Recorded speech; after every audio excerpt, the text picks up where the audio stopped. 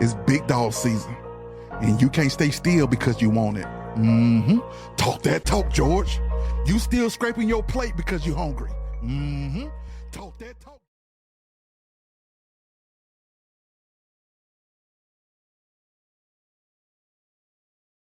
In Washington, D.C., homicides are down 32%. Robberies are down 39%. Armed carjackings are down 53%. Assaults with a dangerous weapon are down 27%. In Washington, D.C., the rates of burglaries and assaults with a dangerous weapon are at their lowest point in 30 years. Nevertheless, because he's so tough on crime, President Trump today deployed hundreds of National Guardsmen and women into Washington, D.C. Send the U.S. military to become the police force in Washington, D.C.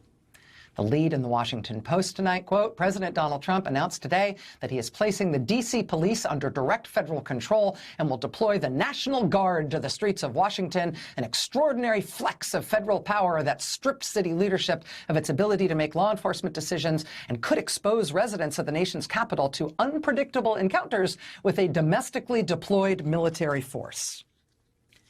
A domestically deployed military force. Because tough on crime. You think it's really about crime? You think it's really about being tough on crime? Do you want to maybe track down the axe and machete triple murderer Trump just released to the streets of Orlando to go ask him if he thinks it's about being tough on crime? Or you maybe want to pop in to ask Ghislaine at that Bureau of Prisons crown jewel facility that kind of looks like a community college? You want to go ask her? Think it's because he's so tough on crime? That said, I mean, let's be generous here. Maybe it's not really just a generic tough on crime thing. Maybe it's specifically because it's D.C., which is the seat of the U.S. federal government. So even for a city enjoying a 30-year low in violent crime, maybe that's still just an intolerable amount of crime, specifically because it's D.C., and D.C. is where the federal government is, and maybe he's just really sensitive about protecting the federal government. Maybe he's really sensitive and really focused when it comes to protecting the seat of the federal government from any kind of crime. January 6th, no, forget about that. He's just sensitive about it now. Maybe that's it.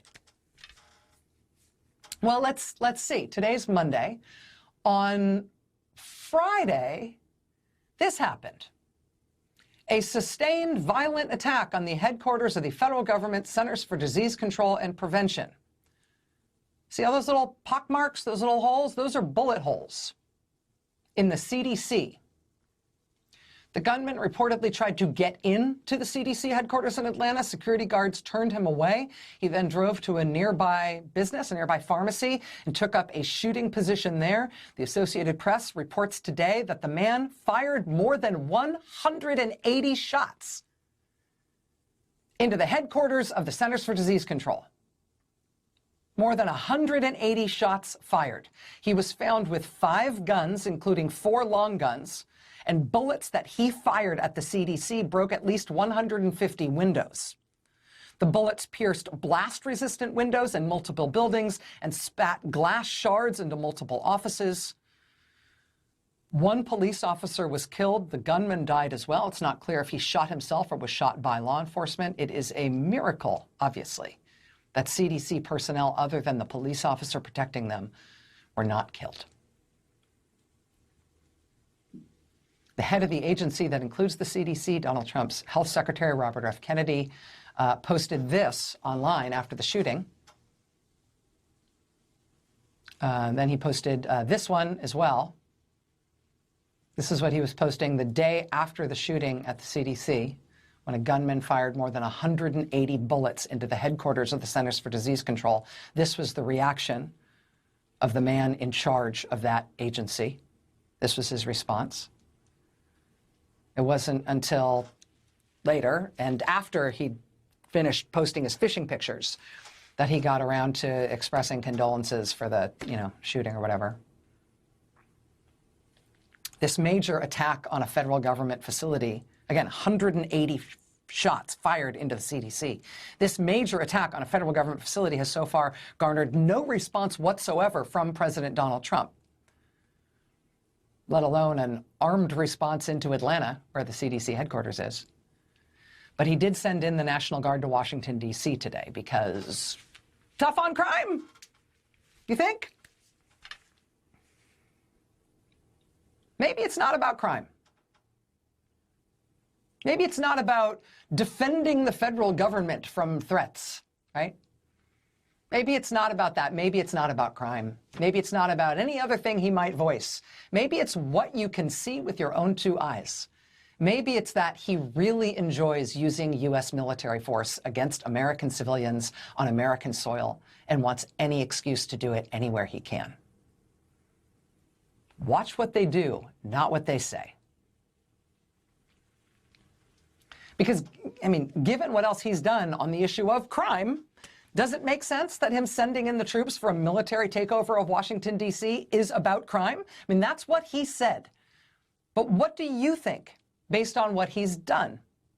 Because meanwhile, while he's talking about crime, he has sent in the National Guard and active duty U.S. Marines to Los Angeles as well, right? Supposedly to save that city from protests against him. That deployment was so inexplicable and so palpably disconnected from its purported justifications that the LA Times reported on a spike in calls to the GI Rights hotline, with military personnel telling that hotline they didn't want to be deployed to point guns at citizens. Military personnel telling that hotline they, quote, didn't want to be on the side of being armed occupiers in their own country. The New York Times reported the troops recoiling from Trump's use of them in Los Angeles. In more pungent terms, quote, at least one company commander and one battalion commander who objected to the mission were reassigned to work unrelated to the mobilization. Some troops became so disgruntled that there were several reports of soldiers defecating in Humvees and in the showers at the Southern California base where the troops are stationed, prompting tightened bathroom security. Tightened bathroom security. Despite that military triumph in Los Angeles, we've now got Trump using military bases now all over the country to hold massive new immigrant prison camps, which he is planning on military bases at Fort Bliss in Texas and Camp Atterbury in Indiana and Joint Base McGuire-Dix Lakehurst in New Jersey. Trump has also expanded huge swaths of Texas, New Mexico, and Arizona into what he's calling, quote, military zones, in which he's legally expanded the boundaries of local military bases into huge hundreds of miles long territories, where he's now given U.S. active duty troops the instruction and authority to stop and search and arrest Americans on domestic U.S. soil. Watch what they do, not what they say. He wants U.S. military force deployed on U.S. soil facing inward as a show of force to the American people about what he and the government can do to you. People in D.C. are already protesting against it. This was just today. Just as people in Los Angeles protested against it when Trump tried it there as well. This weekend, people protested in Los Angeles against ongoing immigration raids and arrests there. Those protests have not stopped in Los Angeles, with or without the National Guard and the Marines there to try to scare everyone into not protesting. People protested in Columbus, Ohio this weekend as well. Hands along High Street, they called it. Protest in Columbus, Ohio, where protesters lined the streets for 8 solid miles, protesting against what Trump is doing.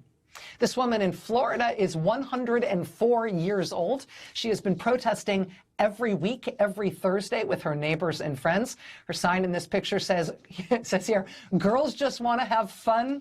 Ding for scientific research. She's 104. She'll be 105 years old this week. And she is protesting against the Trump administration 1 out of her every 7 days. What are you doing with your life, you spring chicken? When Donald Trump sent troops to Los Angeles this summer on the absurd pretext that some kind of war was on, Los Angeles Mayor Karen Bass and other LA officials didn't just protest against it and try to stop it. They also warned the country that, yeah, he's doing this to us first, but it's going to be you next. They were clear-eyed about that. They were right. And we clearly are now in the part of the attempted authoritarian takeover where our authoritarian leader just starts trying to turn our own military to face us, the people of this country. And the questions that are equally important in response to that right now are, number one, what will the troops do about that? And number two, what will we do? Good morning. Today is Tuesday, August 12th. The year is 2025. It's a beautiful Tuesday morning. I have Grayson here.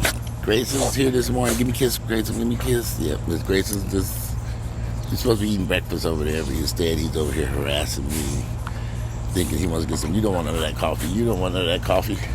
So anyway, Donald Trump has made the decision to take over the Washington, D.C. force of the police and bring in the National Guard to Washington, D.C. At least for the next 30 days, he can do that by law. After 30 days, he has to get Congress approval to continue longer. I have friends and family members who live in D.C., and I hear from quite a few people that D.C. is kind of like Atlanta or Chicago or Detroit or any urban city has a rough side and a good side. But I understand D.C. has some really bad crime in that city, although it is going down, like they said in this report, since the highs that has happened. I remember D.C. in the early 90s, it was terrible. I remember going to D.C. in the early 90s, and it was a rough place to visit, and it's horrible. Very dangerous. But now I see D.C. has improved dramatically. D.C. has definitely improved. The question is, what will become of these next 30 days in Washington, D.C. with the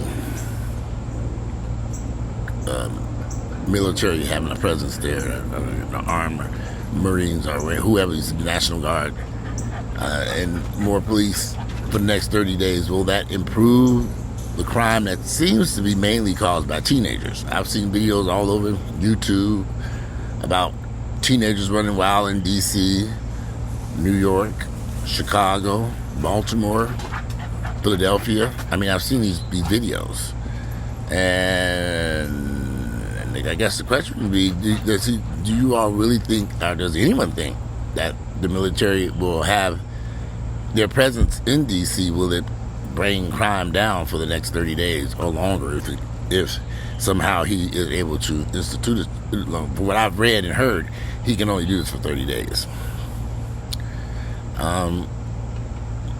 This is one thing that I don't have a problem with him doing this.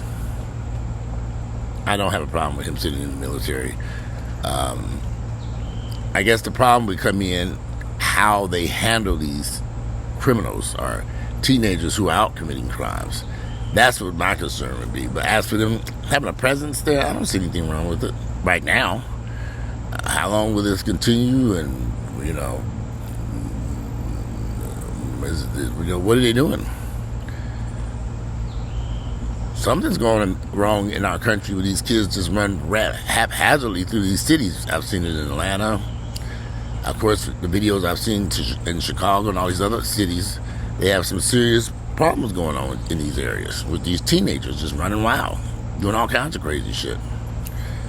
Carjackings, shootings, robberies, all teenagers. I remember when two teens tried to rob Apple Store and then exploded in the middle of broad daylight. I'm like, what are they thinking? They had to be high on some good shit that damn day because something wasn't right. But again, we won't know until what will become of this. I'm sure everybody has some concerns. Some people have some very serious concerns about martial law and all this other stuff. So the bottom line is, even if Trump were to send military out to every urban, there's just not enough military to cover all these cities at one time. It's just not possible. So I don't think we have to worry about a military state taking over the United States and they're running around here. Ain't enough of them, and that ain't gonna happen. So, but for the next 30 days or so or less, the presence in Washington, D.C., we shall see. We'll revisit this in 30 days and see what happened. And what did they do to these wild out of control heathens in D.C. I mean, what's going to happen? What can they do? Can they ever do? What kind of powers do they have? And I have reason to believe that if I was a teenager and I was sitting down and saw all these police and military and stuff like that running around, I think I'd go someplace to sit my ass down someplace, what I would think. But who knows? You know, some people might go out there and try to, you know, fight the military or fight the police or what, National Guard or whoever bringing them. It's hot outside. Don't y'all want to go inside and get you some air conditioning and shit? Yeah, I know I do. Shit, I don't know about you young folks out here ripping around them streets at night time. I go my ass for the air conditioners. I can go inside, close the door, and go to bed. I ain't got time to be outside ripping around in the streets of Atlanta doing various crimes. I mean, they must be bored or something. I just don't understand it. I think this money could be used to get these teenagers to do other stuff. Like when I was a teenager, we had in Gary, Indiana, they had all kinds of jobs that they gave, summer jobs and all this stuff. And if I'm correct, they still have these programs. I saw a video about a summer jobs program in New York City where people were fraudulently using their debit cards to do some type of bullshit. So maybe DC has a program like that. Maybe I would like to see Trump, if he's trying to really tap down on crime, give these kids something to do. Open up. He could have took the money that he's using for the military to come in there and open up some rec centers, or created some summer Olympics program. There's some things that he could have done, but of course he don't think about it because he doesn't view us as human beings. He doesn't view minorities as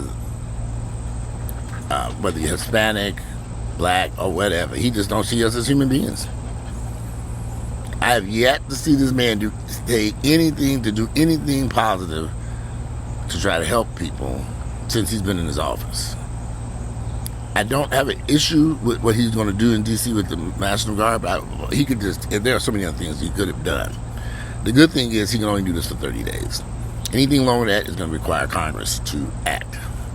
He moved in Los Angeles. They went in there with all this military and all this. They're gone now. That I believe they're gone. Are they reduced tremendously? There ain't nothing going on out there. And I'm going to do a video about ICE, because ICE is hiring. There are a lot of black people who need jobs. Why would you all not go work for ICE? I don't see nothing wrong with it myself personally. It's a job that pays good money. It's a federal job. You have federal clearance, or you can pass federal clearance. You know, the white boys ain't getting federal clearance and look at the jobs they got. Anyway, but I'll do a separate video about that. I know some of you all are very uncomfortable with what Trump is doing in Washington, D.C., or what he did in Los Angeles.